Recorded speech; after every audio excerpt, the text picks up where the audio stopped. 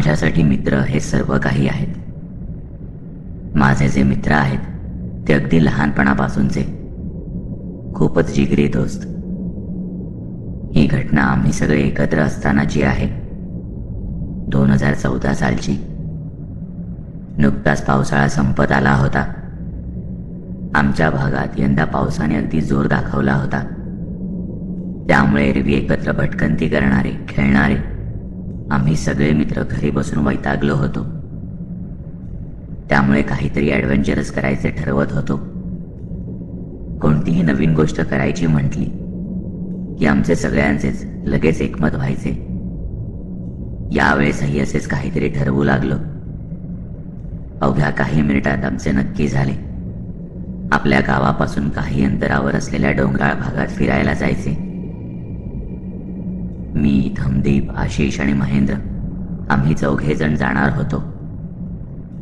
बऱ्याच महिन्यापासून एकत्र बाहेर फिरणे झाले नाही, म्हणून मस्त डोंगरावरील हिरवळ पाहून चांगले फोटो वगैरे काढू आणि लहानसे ट्रेकिंगही होईल या उद्देशाने आम्ही जायचे ठरवले.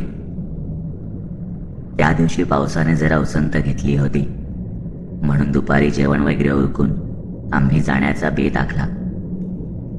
दुपारी सगळे माझ्या घरी जमले आणि आम्ही एकत्र निघालो. आमचे गाव डोंगर रांगांनी वेढले आहे. म्हणजे आमच्या गावाच्या एका गल्लीचा शेवट डोंगराच्या पायथ्याशी होतो. अवघ्या काही मिनिटांत आम्ही डोंगराच्या पायथ्याशी पोहोचलो. मजा मस्ती करत आम्ही डोंगर चढू लागलो. पाऊस पडून गेल्यामुळे सगळीकडे हिरवळ दिसत होती. डोळ्यांना एक वेगळाच थंडावा देत होती. निसर्गाचे सौंदर्य न्याहाळत आमचा प्रवास सुरू होता. इथे येण्याचा प्लॅन यशस्वी ठरला. शेजारील गावाला संलग्न असणाऱ्या डोंगरदऱ्यातून वाट काढत आम्ही चाललो होतो. जसे वरच्या भागावर येऊ लागलो तसे झाडी अधिकच दाट आणि गर्द जाणवू लागली. तिथूनच आमच्या गावचा एक माणूस शेळ्या घेऊन डोंगरावरून खाली येत होता. त्यांनी आम्हाला विचारले कुठे चालला आहात म्हणून. तसे आमच्यापैकी एकाने उत्तर दिले, इथेच फिरत आहोत काका. तसे त्याने सांगितले, ठीक आहे, जास्त वरच्या खाली जाऊ नका. आपल्या गावाच्या हद्दीतील तळीचा माळ आहे, तिथे फिरायला जा. पुन्हा एकदा तुमच्या चांगल्यासाठी सांगतो, जास्त वरच्या खाई झाडीच्या दिशेने जाऊ नका. तिकडे कोणी जात नाही, तिथली जागा चांगली नाही. इतके म्हणत तो गावाच्या दिशेने खाली उतरत निघून गेला. आम्ही नुसते हो म्हणून पुढे निघालो. तसेही आम्ही तरणी ताठी पोरं, कोणाचं काय ऐकणार, आणि जरी ऐकले तरी किती मनावर घेणार याची तुम्हाला चांगलीच कल्पना असेल. वाटेत एक छोटा झरा लागला.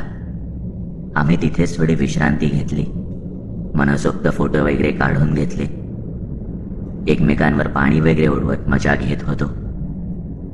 थोडा वेळ तिथेच थांबून आम्ही पुढच्या वाटेला लागलो. पुढे जाण्यासाठी 2 वाटा होत्या. एक म्हणजे आमच्या हद्दीतील तळीचा माळ आणि दुसरी म्हणजे पुढच्या गावाला जोडणाऱ्या डोंगरावरची खाई म्हणजेच दरी. आम्ही एकमेकांत चर्चा करून कुतूहलापोटी वरच्या खाईत जाण्याचे ठरवले.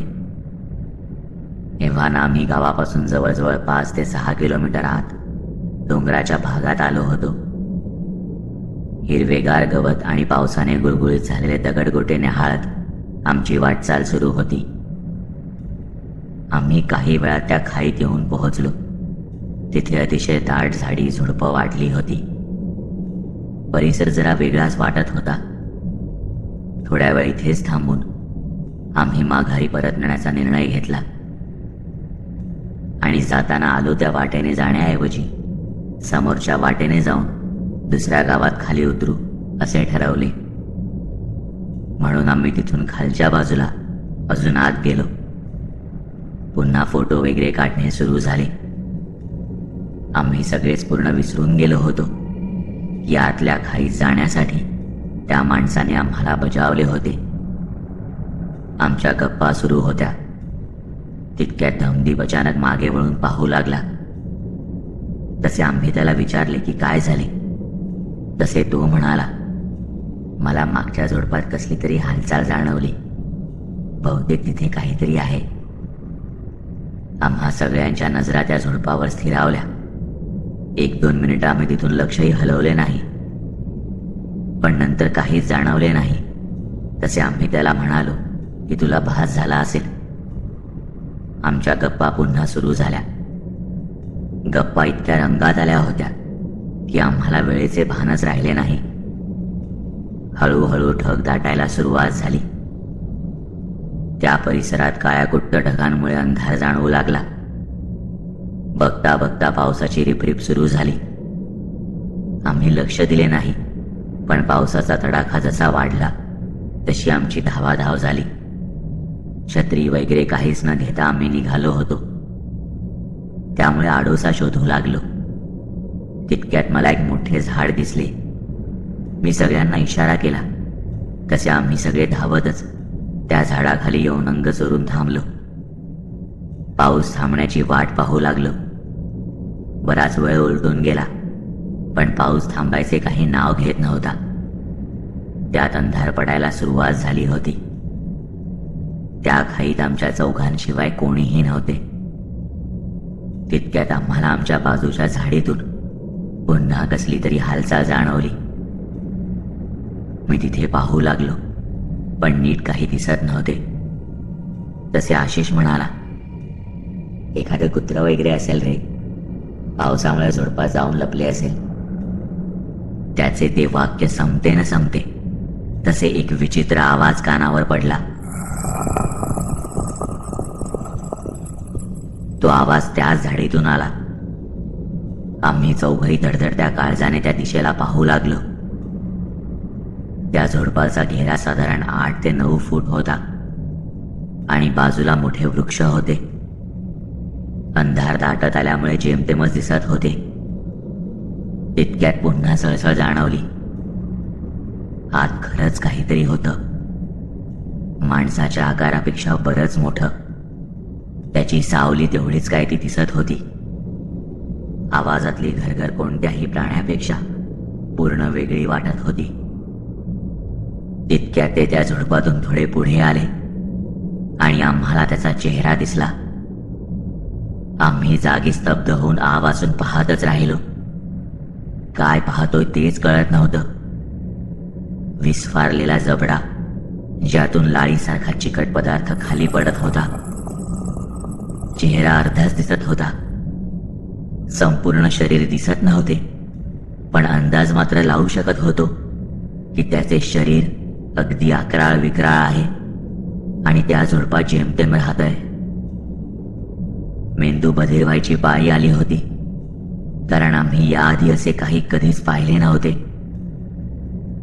तितक्यात आमच्यातला एक जण जोरात ओरडला, अरे खालच्या दिशेने पळा. तसे मी भानावर आलो. आम्ही तिथून घाबरून खालच्या दिशेने धावत सुटलो.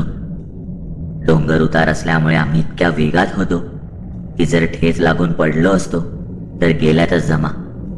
मी तर प्रचंड घाबरलो होतो. आम्ही जे काही पाहिले ते आमच्या मागे तर येत नाहीये ना, हीच भीती लागून राहिली होती. पण मागे वळून पाहायची कोणाचीही हिंमत होत नव्हती. तितक्यात आशिषची चप्पल तुटली. तसे तो अडखळला. त्याला पळता येईना. मी त्याला सावरतच म्हणालो, थांबू नकोस, चप्पल हातात घे आणि धावत राहा. इतक्यात पुन्हा बाजूच्या झाडीतून सळसळ ऐकू आली. तसे माझ्या अंगावर भीतीने काटा उभा राहिला. ते आमच्या मागे आले की काय, हा विचार करून आम्ही दोघेही जीवाच्या आकांताने धावत सुटलो. तितक्यात आम्हाला एक पायवाट दिसली. सगळे खाच खळगे आणि झुडपे तुडवत आम्ही खाली उतरण्याचा प्रयत्न करत होतो. काही मिनिटात खालचा डांबरी रस्ता नजरेस पडला. तसा जीवात जीव आला. काही वेळात आम्ही मुख्य रस्त्याला आलो.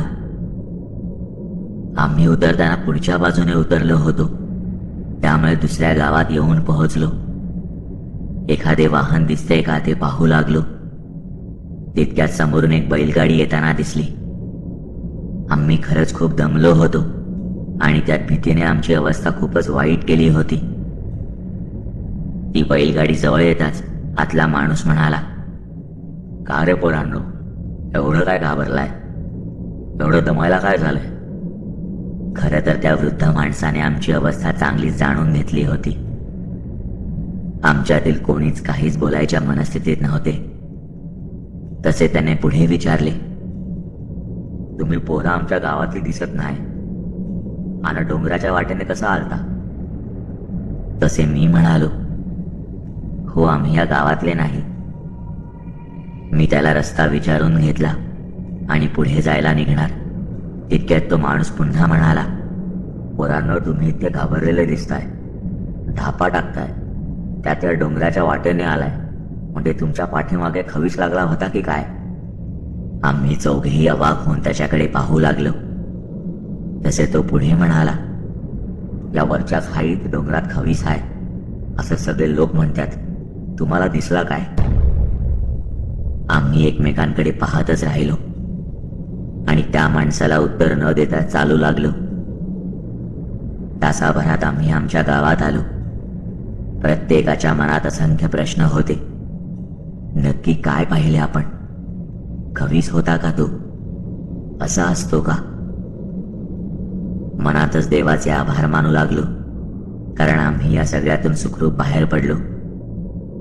आम्ही आपसातच ठरवले की या गोष्टीबद्दल कुठेही वाच्यता करायची नाही, कारण जर गावात कळले तर आम्हालाच वेड्यात काढतील. त्यात बरीच भर म्हणून त्या जागी का गेलात म्हणून शिवाय ऐकाव्या लागतील, तो भाग वेगळा. त्या रात्री न जेवता झोपलो. पाय खूप दुखत होते, पण डोक्यात एकच विचार घोळत राहिला, आपण खरंच खवीसाला पाहिलं का?